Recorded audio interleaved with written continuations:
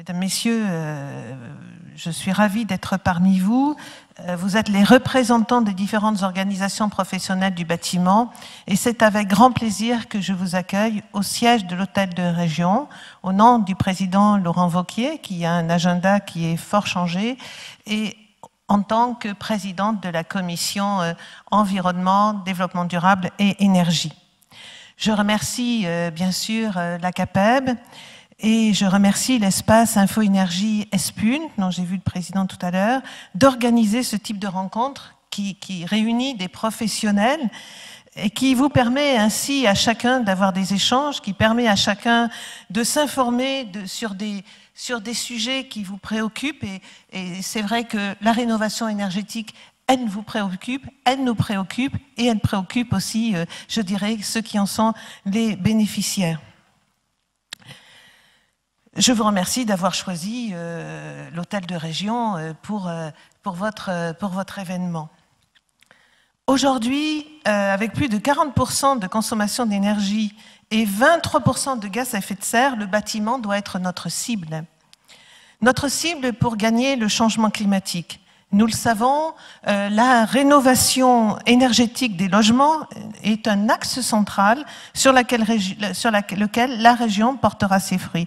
Et quand je vois effectivement le titre « Rénover pour gagner plus », je crois effectivement que rénover pour gagner plus, tous ont intérêt à travailler à cette rénovation.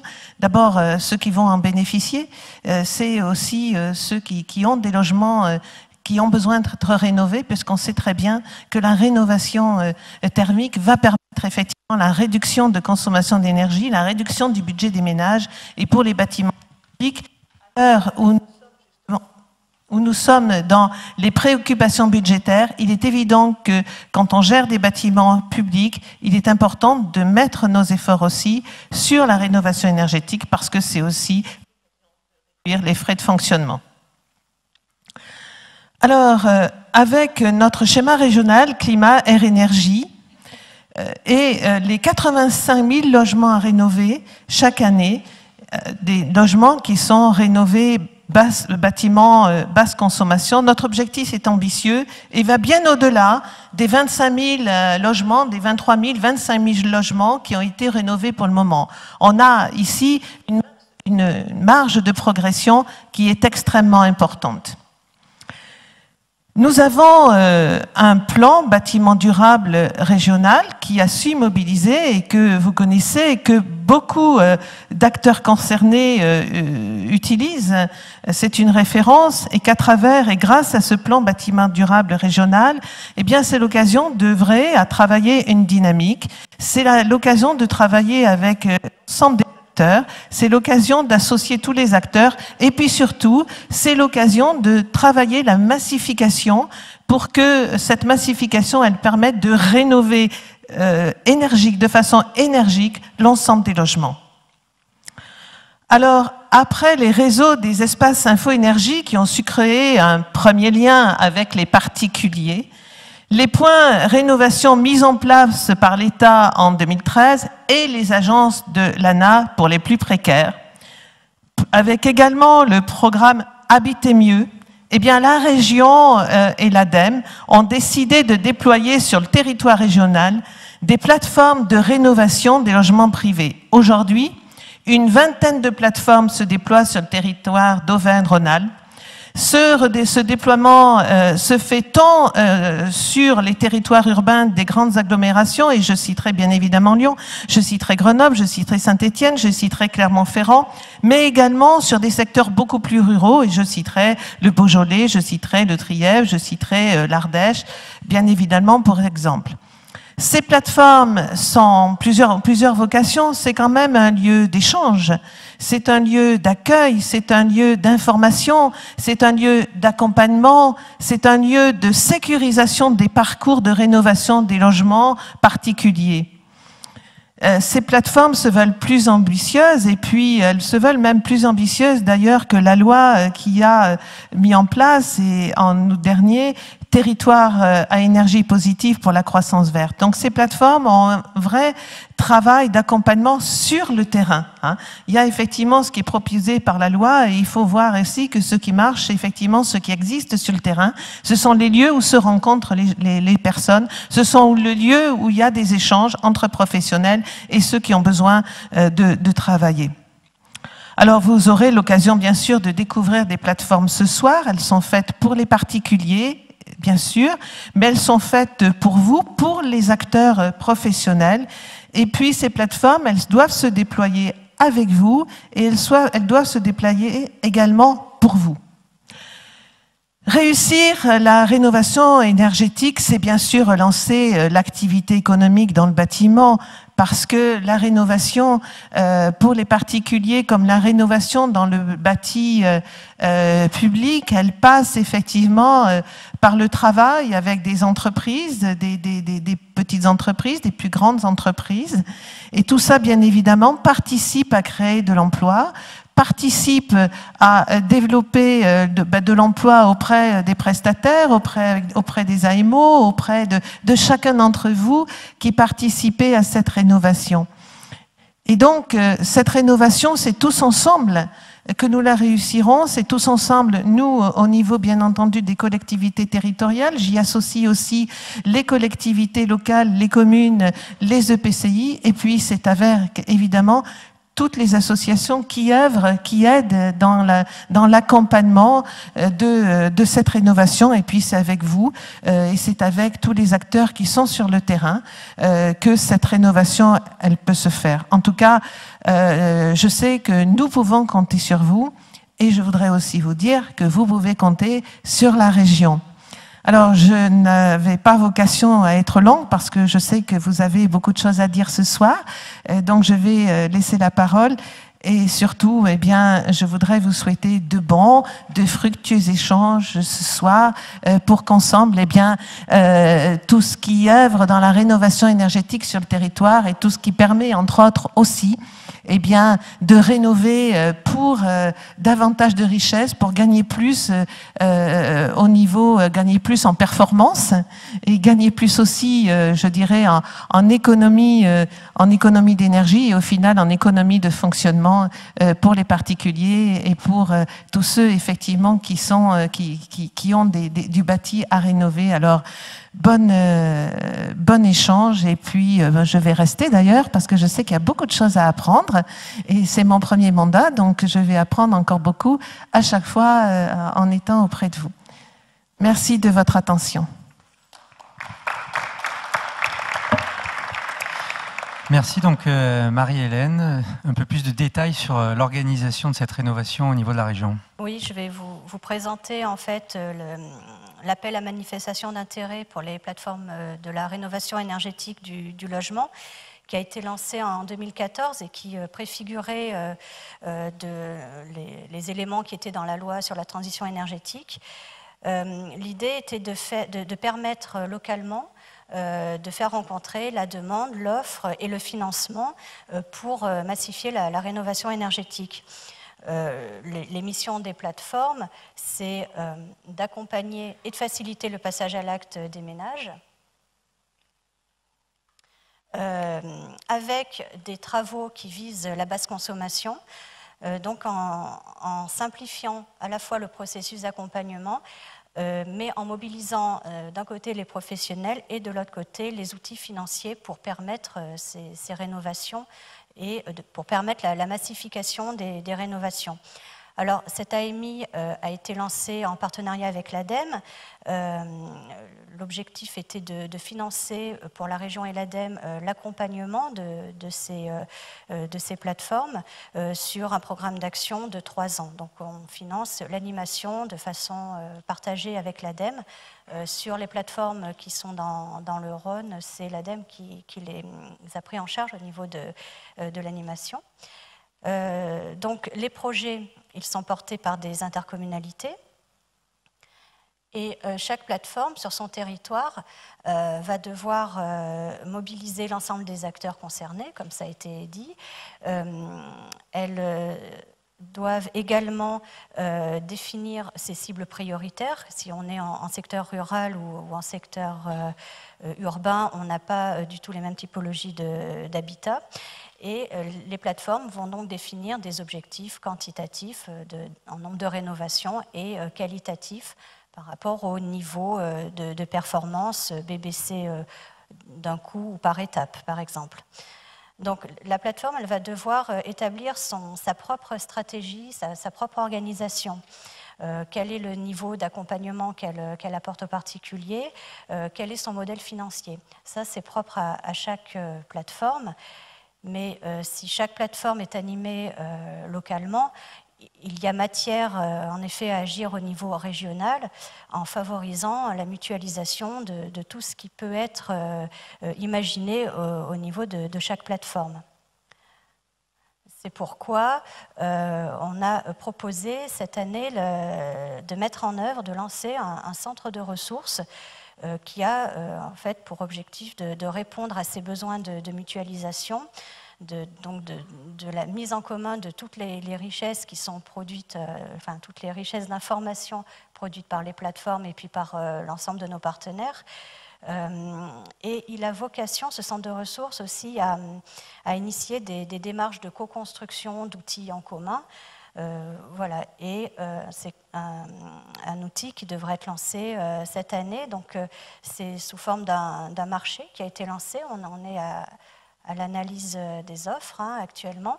Il a quatre volets, ce marché, 4 grands axes. Donc le premier, c'est l'animation globale du réseau, puisque, comme vous le disiez, on a plus de 20 plateformes. Donc c'est l'animation de ce réseau, créer cette dynamique d'échange. Donc c'est le premier axe. Ensuite, il y a un axe très important sur l'ingénierie financière. Et là, il s'agit de faire ce qu'on appelle une animation des acteurs bancaires. Ça vise à organiser des échanges avec les banques pour travailler sur l'ajustement entre leurs offres et le marché de la rénovation. Préalablement, il y a des rencontres qui ont eu lieu entre la région, la DREAL, l'ADEME et les banques qui sont rencontrées régulièrement pour qu'elles se rapprochent des plateformes. La feuille de route sur la question des outils financiers pourrait être d'abord travailler sur la facilité de l'accès aux prêts collectifs et ensuite mettre en place un instrument financier de type fonds de garantie pour faciliter toujours l'accès aux prêts collectifs. Mais ça, c'est vraiment l'AMO qui va être choisi, qui va nous aider à creuser ces pistes-là. Ensuite, un troisième axe sur la valorisation des matériaux à faible impact environnemental. L'objectif, là, c'est de mettre à disposition des plateformes des outils pour promouvoir le développement de ce type de matériaux. Et enfin, un axe lié à la sociologie autour du changement de comportement pour apporter des outils qui permettent en fait de lever les freins au passage à l'acte et à la prise de décision de la rénovation.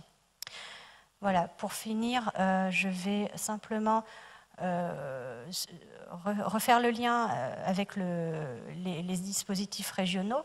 Ce dispositif en est un parmi plusieurs dispositifs de la politique régionale en matière d'énergie. Il fait le lien avec le plan bâtiment durable qui permet de créer cette dynamique pour mettre en place des opportunités pour que ça se transforme en opportunités économiques. Donc il y a eu toute cette stratégie de favoriser les échanges qui est en place grâce au plan bâtiment. Ensuite, il y a des dispositifs d'aide directe aux projets de rénovation qui trouvent leur traduction dans des appels à projets. Voilà, on a des appels à projets en lien avec les copropriétés ou les particuliers qui font des rénovations globales. Ce sont des dispositifs voilà, qui se terminent cette année, au mois de juin. L'idée, c'est de travailler sur d'autres champs. Le recours à la subvention, c'est quelque chose qui qui sera de moins en moins développé. Et l'idée, c'est de travailler sur des actions qui visent à mobiliser les produits bancaires existants, notamment les dispositifs de l'État. Voilà, j'ai terminé. Je passe la parole à... Bien, merci, oui. Donc c'est Léa qui va poursuivre. Donc maintenant on y voit un peu plus clair sur cette stratégie régionale sur l'organisation de la rénovation. Et voilà, donc Léa, tu peux poursuivre avec le rôle d'Espace Info Énergie et le cadre national, les aides financières nationales. Bonjour à tous, je me représente, Léa Sassier, salariée de l'association ESPUL et conseillère énergie à l'Espace Info Énergie du Rhône et de la métropole de Lyon. Donc je vais effectivement commencer par vous présenter ou représenter les rôles et missions de l'Espace Info Énergie. Donc l'Espace Info Énergie du Rhône et de la métropole de Lyon, c'est un service qui est porté par deux associations, l'Agence locale de l'énergie de Lyon et l'association ESPUL.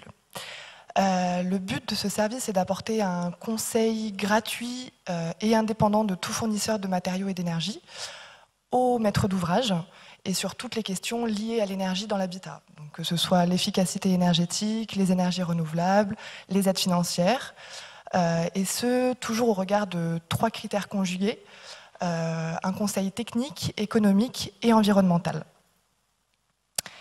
Et puis depuis le mois de septembre 2013, nous sommes également Point Rénovation Infoservice. Alors on y reviendra un petit peu plus tard, mais en gros il y a une plateforme nationale avec un numéro national, le 0810 140 240, qui centralise l'ensemble des appels et qui ensuite redirige vers les Points Rénovation Infoservice.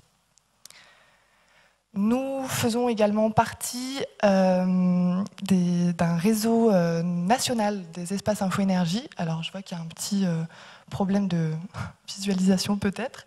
Donc, on fait partie d'un réseau national des espaces info-énergie qui comporte environ 500 conseillers répartis sur 300 structures.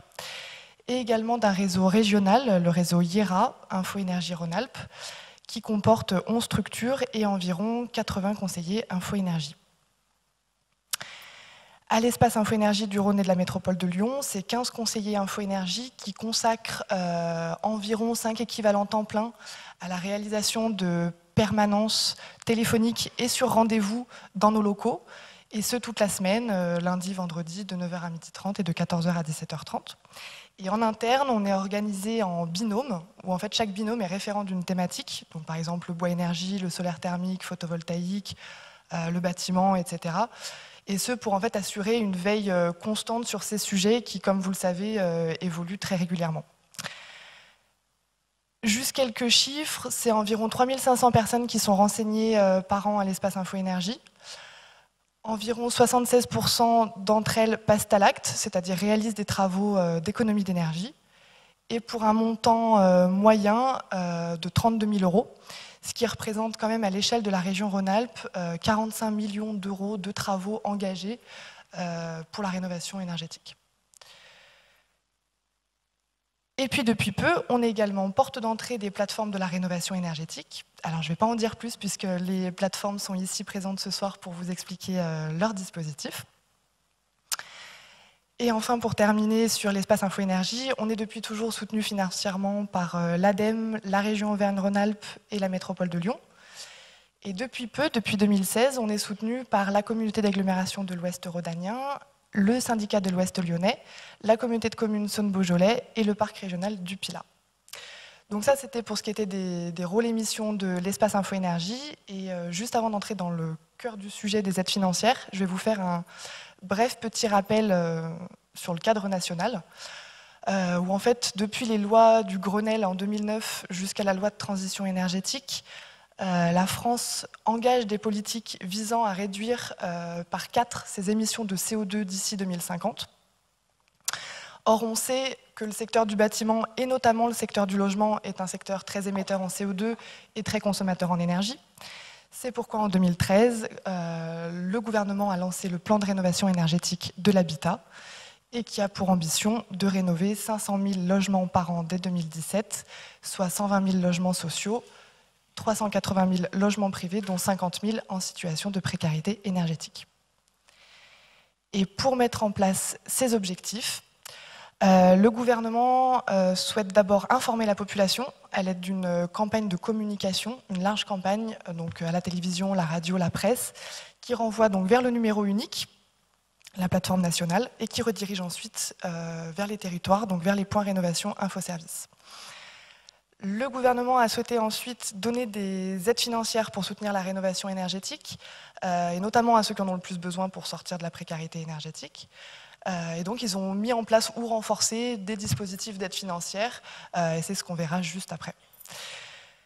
Et enfin, le gouvernement a souhaité structurer l'offre professionnelle en mettant en place la qualification RGE, qui est désormais obligatoire pour que les particuliers puissent avoir droit aux aides financières d'État. Donc je vous propose désormais de passer au vif du sujet, donc les dispositifs d'aide financière nationale et les nouveautés de cette année 2016. Et donc on va commencer par le crédit d'impôt. Donc le crédit d'impôt, il est valable jusqu'au 31 décembre 2016. Il est disponible pour l'occupant du logement, et ce, sans condition de ressources.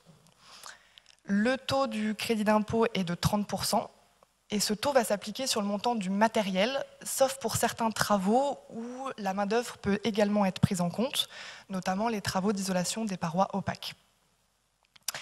Il y a tout de même un plafond de dépenses qui est de 8 000 € pour une personne seule, 16 000 € pour un couple, auquel on ajoute 400 € par personne à charge. Et par exemple, pour une personne, cette personne pourra avoir au maximum 30% de 8 000 €, ce qui représente 2 400 € de crédit d'impôt. Et puis, il y a des critères de performance à respecter sur les matériaux et les équipements. La petite nouveauté, les petites nouveautés de cette année 2016, notamment la première suite à la directive européenne sur l'étiquetage des systèmes de chauffage et d'eau chaude sanitaire, les critères d'efficacité ont changé. Et la deuxième nouveauté, c'est que les capteurs hybrides ont fait leur entrée dans le crédit d'impôt, notamment donc, dans les capteurs hybrides, on retrouve les capteurs aérovoltaïques dont on entend beaucoup parler en ce moment. Donc ils ont fait leur entrée dans le crédit d'impôt avec tout de même un plafond de dépenses fixé à 4 000 €. Donc ça, c'était pour le crédit d'impôt. On retrouve ensuite l'éco-prêt à taux zéro. Cet éco-prêt à taux zéro, il est disponible jusqu'au 31 décembre 2018. Il est pour les propriétaires, occupants et bailleurs. Donc il est possible d'emprunter au maximum 20 000 € si le ménage réalise un bouquet de 2 travaux, donc 2 postes de travaux, ou alors 30 000 € pour un bouquet de 3 travaux ou plus. Il y a également des critères de performance à respecter, ce sont les mêmes que ceux du crédit d'impôt. Et enfin, il existe un éco-prêt à taux zéro collectif pour les copropriétés, donc pour les travaux en copropriété. Les nouveautés de cette année et même du mois de mars, c'est que d'après la ministre de l'écologie, le crédit d'impôt et l'éco-prêt à taux zéro sont désormais cumulables sans condition de ressources, et ce à partir du 1er mars. Donc voilà, les deux dispositifs sont désormais cumulables entre eux pour tous les propriétaires occupants. On va retrouver ensuite le prêt à taux zéro. Ce prêt à taux zéro, il est pour l'accession à la propriété, donc pour les primo-accédants. Il est disponible pour les logements anciens, mais il y a tout de même un plafond de ressources à respecter pour pouvoir le demander. Et ce prêt à taux zéro, il peut permettre de financer jusqu'à 40% du coût de l'opération, à condition que des travaux à hauteur de 25% du coût de l'opération soient réalisés. Donc, de plus, ce prêt à taux zéro, il est cumulable avec l'éco-prêt à taux zéro, donc ce qui fait une offre de financement élargie pour les particuliers. Ensuite, en dispositif national, on retrouve les certificats d'économie d'énergie, ou C2E. Alors, pour rappel, c'est un dispositif qui est financé par les fournisseurs d'énergie, qu'on appelle aussi les obligés, et qui sont en fait obligés par l'État à faire ou à faire faire des économies d'énergie. Donc ces certificats d'économie d'énergie, ils sont pour les propriétaires occupants, les propriétaires bailleurs et les locataires. Ils sont sans condition de ressources. Et actuellement, on est au cours de la 3e période. Alors le montant des certificats d'économie d'énergie est plutôt en baisse actuellement, sauf pour les ménages précaires, où là les montants restent fortement intéressants. Et on entend ménages précaires, des ménages qui ont un revenu fiscal de référence inférieur à 18 300 ou inférieur à 14 300 € pour une personne. Et en termes de démarche aussi, un petit rappel, les propriétaires doivent s'engager auprès d'un obligé avant de signer le devis pour qu'ils puissent valoriser leur certificat d'économie d'énergie. Enfin, en dernier dispositif national, on va retrouver l'Agence nationale pour l'amélioration de l'habitat, donc les subventions de l'ANA. Ce sont des subventions pour les ménages les plus modestes, donc c'est pour les propriétaires occupants. C'est évidemment sous condition de ressources. Et le taux de subvention peut aller de 10 à 50% d'un montant de travaux, qui est plafonné à 20 000 €. Donc la variation est en fonction de ses ressources, puis en fonction aussi de sa localisation. Et il y a une prime supplémentaire qui s'ajoute de 10% du montant des travaux et qui est plafonnée à 1 600 € ou 2 000 € en fonction de ses ressources également. Pour les propriétaires bailleurs, il y a également des subventions possibles s'ils souhaitent conventionner leur loyer avec l'ANA. Et en termes de démarche, pour ce dispositif d'aide, les ménages sont accompagnés par un opérateur spécifique donc, qui les accompagne dans leur démarche. Et actuellement, là, cette année, on est encore en attente des directives départementales, c'est-à-dire qu'on a uniquement les directives nationales et on attend les ajustements départementaux.